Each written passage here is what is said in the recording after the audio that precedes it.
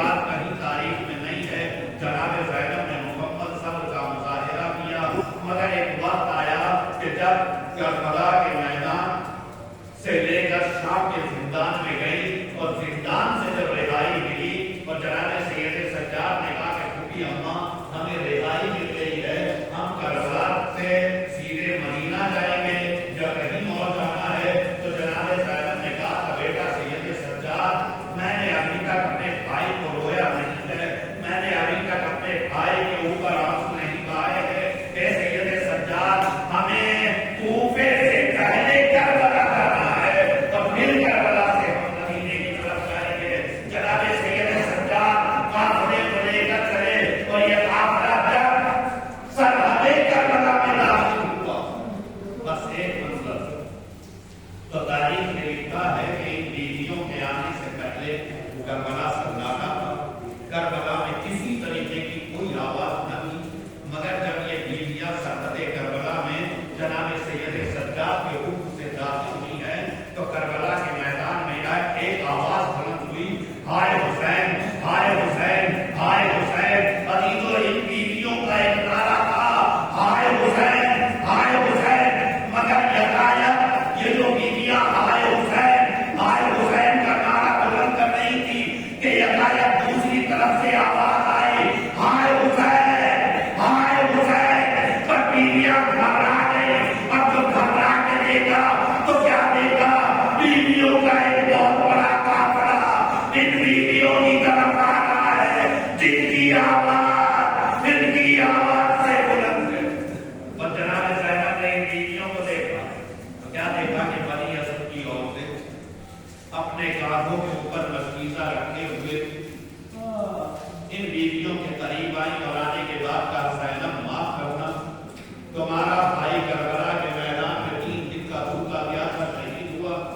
مگر ہم اس وقت پانی نہ لا سکے، مگر زینب آج آپ آ گئی ہو تو ہم یہ پانی لے کر آئے ہیں، اسے ہماری طرف سے قبول کرو اور امام حسین کی قبر کے اوپر ڈال دو۔ عزیزوں میں نہیں کہتا کہ مرحلہ کیا ہوا، مگر تاریخ میں ایک جملہ لکھا ہے کہ 3 دن یہ ساری کی ساری بیویاں 3 دن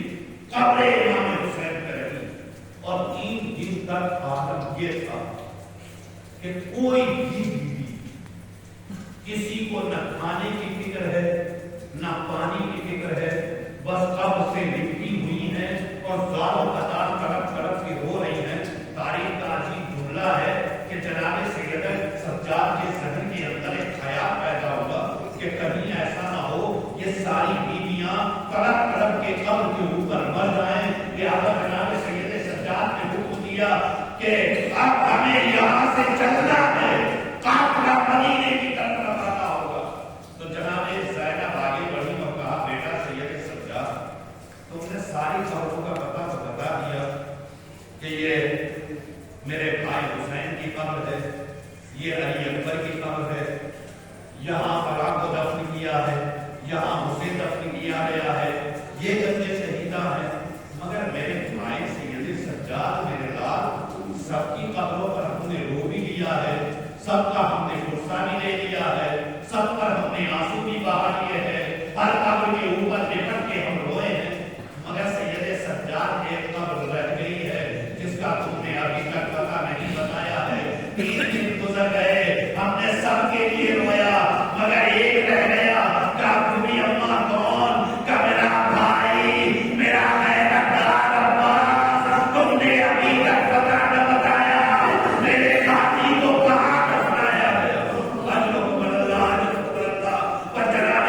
سید سجاد نے پھوپھی اماں سے کہا پھوپھی اماں آپ میرے پیچھے پیچھے آئیے، میں عباس کی قبر پر لے کر چلوں گا۔